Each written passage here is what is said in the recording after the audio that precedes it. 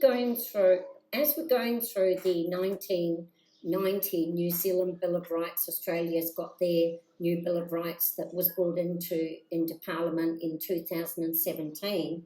The New Zealand Bill of Rights has got 29 articles, but the main article is Section 19.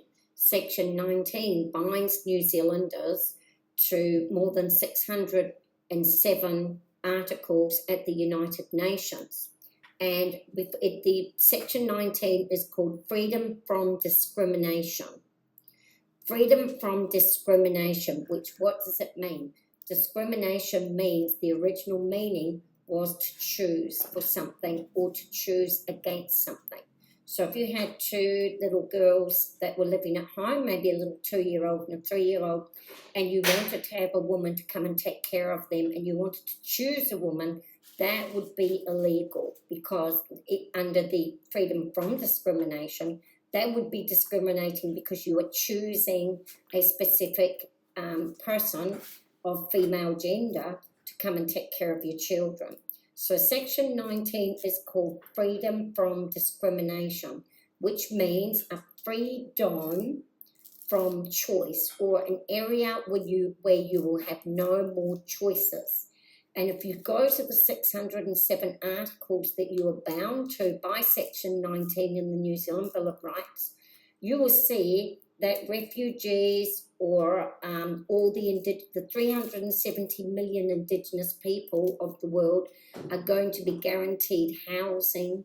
They're going to be guaranteed upscale education in all their different languages, and it's all going to be paid for by you. And your freedom to choose about whether those people will get those things is going to be taken from you. So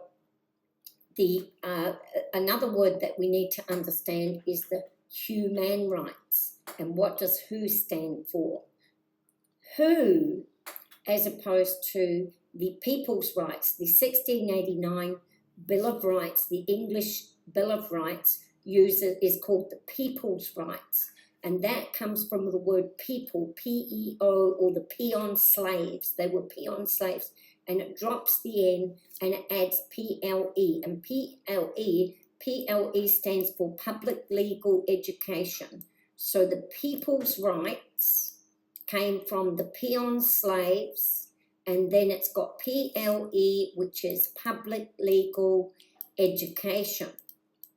Public legal education. So this was called the people's rights, which gave a simple legal education to the peon slaves so that they could understand what their rights were.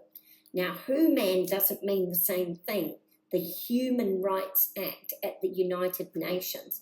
Let's go and have a look what human means.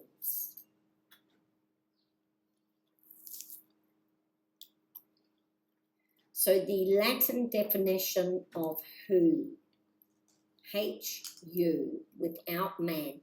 When we speak about man, in the past, they used to use mankind, but then they changed it to be human or human. And in Latin, it means undeclined.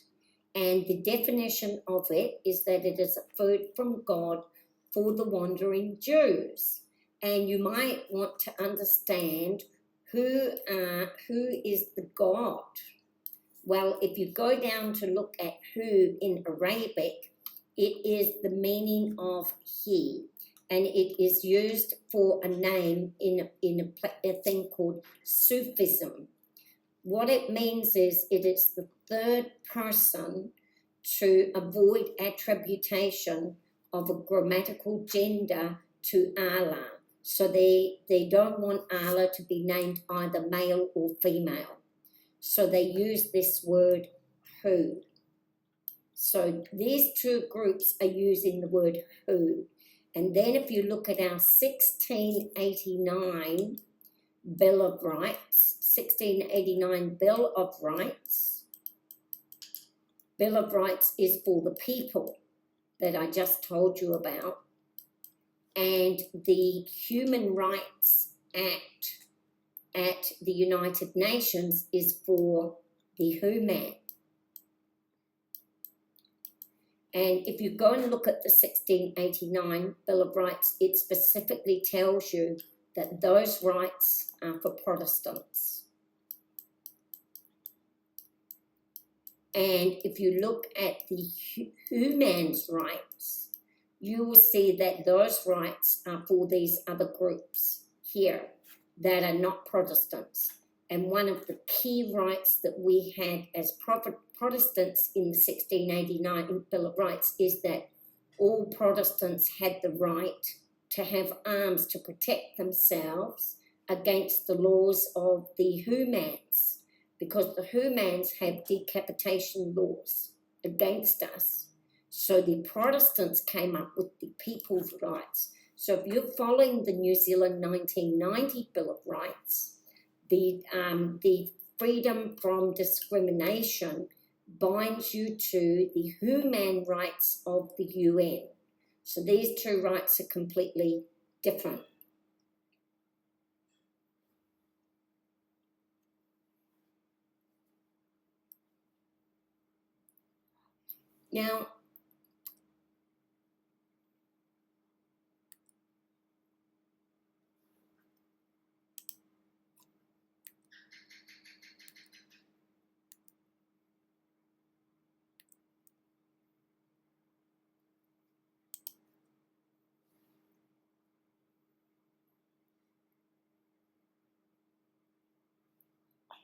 Now, under Section 19 of the 19 Bill of Rights, then if you go to the Human Rights Act, that then